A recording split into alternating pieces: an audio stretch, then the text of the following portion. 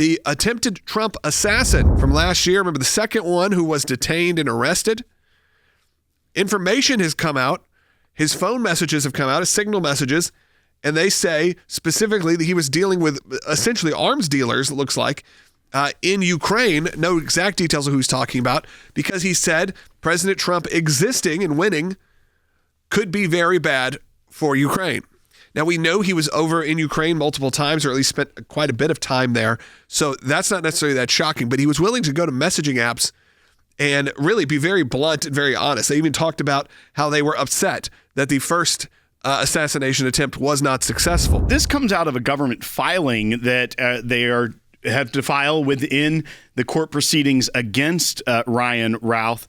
And this is the government's motion to admit potential Rule 404B evidence. Now, 404B evidence is typically evidence that wouldn't be admitted in a case because it pertains to potentially other crimes of the individual. They couldn't just admit it for the purpose of trying to say what type of character the person is, etc. But they can admit this evidence if it pertains to motive and things of that nature. So they're trying to say this information, while it may point to other crimes this individual may have committed, is pertinent because it goes to the motive and other ways that this individual planned on trying to carry out an assassination attempt against the candidate for president at the time, but now president of the United States. And one of the most interesting facts, as we've seen from Ryan Routh's history, was we knew that he had been to Ukraine. We knew that there was some sketchy details there.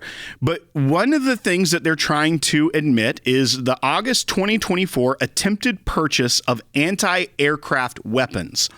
And this goes to show that there was communication between the defendant, the failed assassin, who had been discussing with someone in Ukraine, an associate of his, that it was believed to be a Ukrainian with access to military weapons.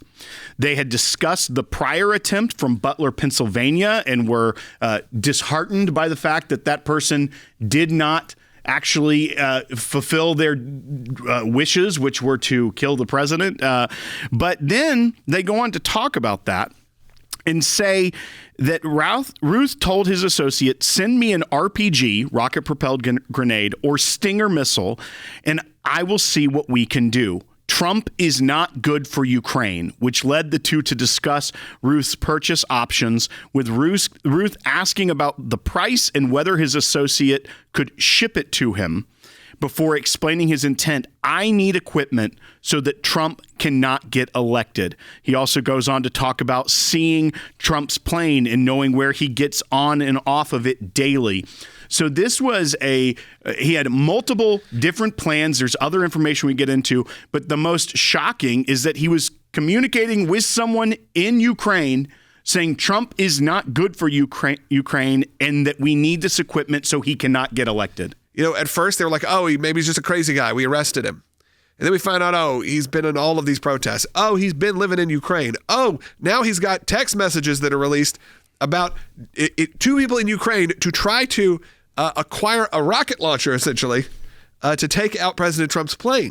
Here's what's interesting as well, is one, that it's not just the RPG attempted purchase from a Ukrainian, but also that he was attempting to buy a .50 caliber sniper rifle and other arms. He was trying to find ways to make this more likely to succeed.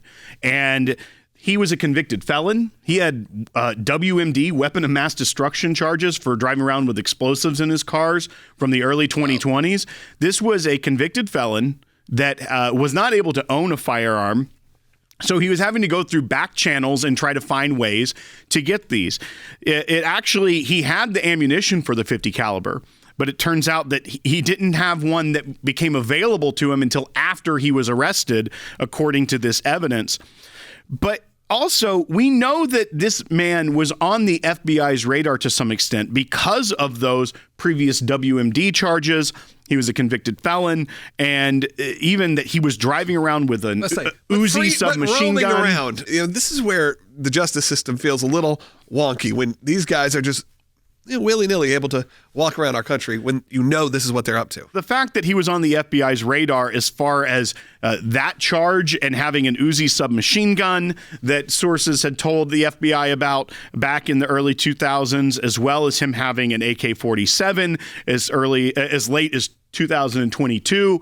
This is someone that, as a convicted felon, that is able to purchase these, should have been on the radar earlier. So there's one, it shows that Kash Patel, I feel like, and those at the FBI, Dan Bongino, need to be looking into this as well. As was this person even on the FBI's radar sooner than when he was arrested in Florida? And if he wasn't, why not?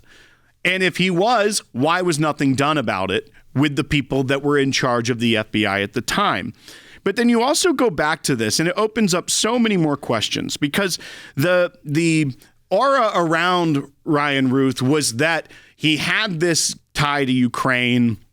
Clearly, the people that were very pro-Ukraine were concerned about President Trump, but he was going so far as even using contacts within Ukraine to try and procure an RPG or a Stinger to go after President Trump's aircraft. That is not your typical run-of-the-mill lone wolf at this point. This is someone that's trying to That's plot. not just a person who's crazy. Right. I mean, they are crazy. You know what I mean? This isn't just like a one-off thing. This is someone who is having all these plans and conversations and had access to have these conversations. I think most people would not know where to begin to try to obtain a weapon from a foreign country. But he clearly had that background. And I think it also means that lead needs to be investigated as well. Obviously, the Justice Department is trying to include this evidence in this case against him. But I think that trail needs to be followed as well. Who in Ukraine was he talking to? Who were they connected to? If this person that he was talking to had access to Stinger missiles and RPGs that he could find a way to try and get back, at least Routh believed he did, back to the United States, were those weapons that we funded, that we gave Ukrainians?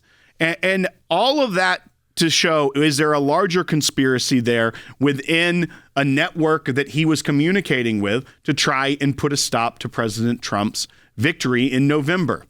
They clearly were communicating that Trump would be bad for Ukraine. We have to make sure he doesn't get elected. This seems to go beyond just a lone wolf, crazy individual that was clearly able to stalk out a place on the golf course, was able to find a way, and felt like he reached a time he had to try to make this happen or it wasn't going to happen. But he wasn't just all of a sudden woke up and thought, I'm going to go to a golf course and try to shoot the leading candidate for president and then eventually elected president.